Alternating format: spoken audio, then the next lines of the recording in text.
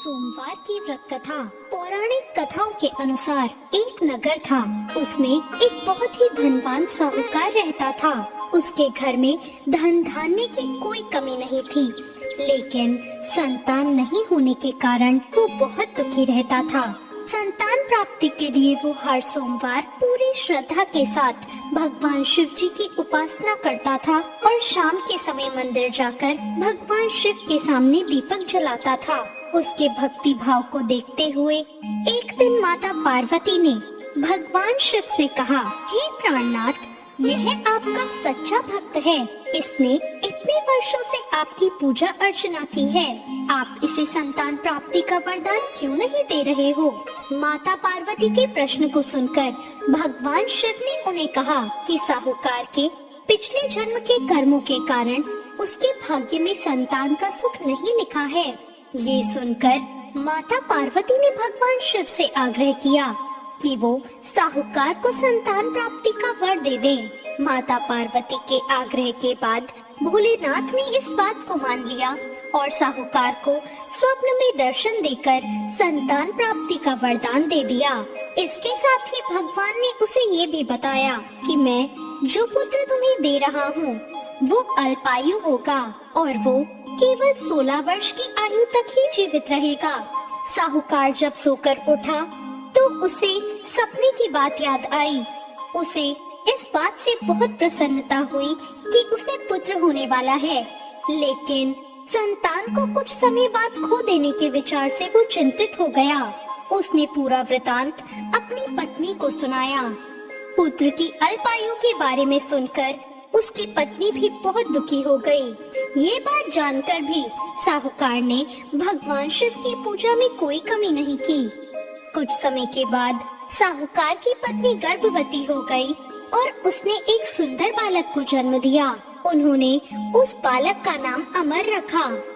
अब जब अमर 11 वर्ष का हुआ तो साहूकार ने उसे उसके मामा के साथ शिक्षा ग्रहण करने के लिए काशी भेज दिया।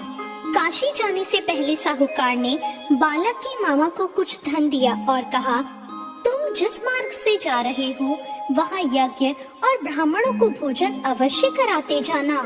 इसके बाद दोनों मामा भांजे काशी की ओर चल दिए। यात्रा करते हुए बालक और उसके मामा एक राज्य में विश्राम के लिए रुक गए। वहाँ पर राजा की पुत्री का विवाह हो रहा था, लेकिन जिस राजकुमार से उसका विवाह हो रहा था वो एक आंख से काना था। ये बात किसी को पता नहीं थी। राजकुमार के पिता को इस बात की चिंता थी कि अगर राजकुमारी को ये पता चल गया कि राजकुमार एक आंख से काना है तो वो शादी से मना कर देगी। इसलिए जब उसने साहूकार के पुत्र को देखा तो राजकुमार के पिता ने उससे आग्रह किया कि वो राजकुमार की जगह मंडप में बैठ जाए और उसने साथ में ये भी कहा कि विवाह के बाद भी इस भेद को किसी को ना बताए। अमर ने उस राजा की बात मान ली और दूल्हे के स्थान पर जाकर मंडप में बैठ गया।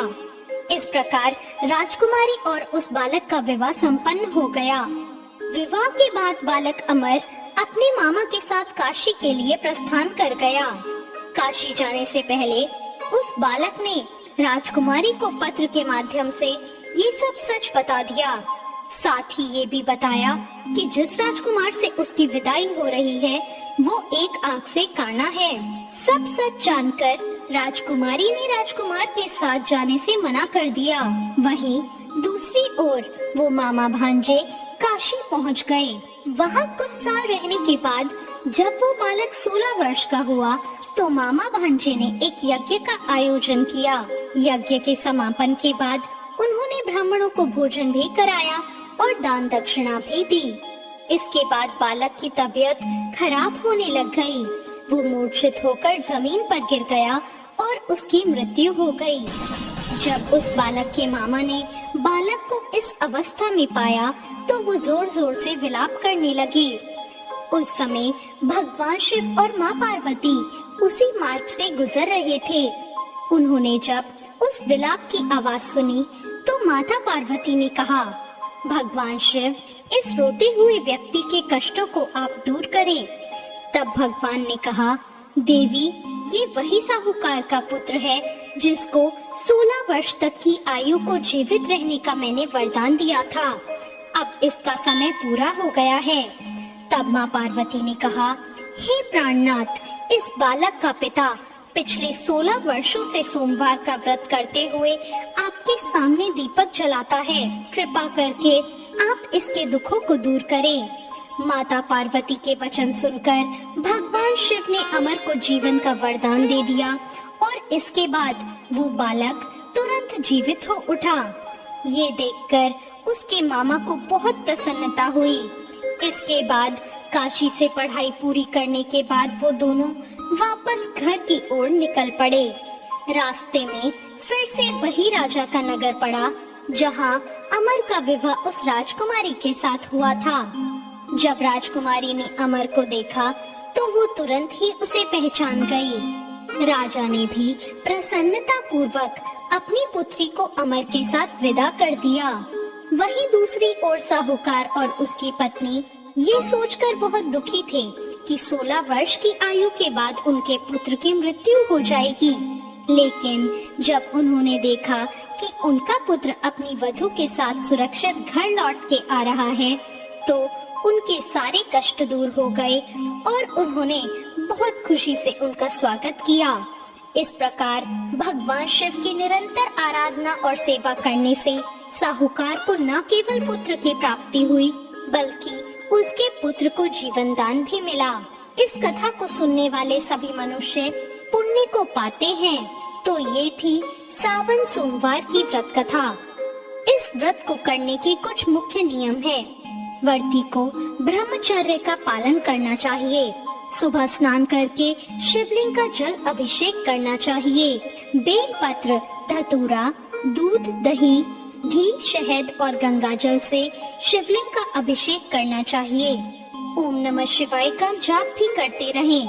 कथा के बाद भगवान शिव की आरती करें और प्रसाद वितरित करें।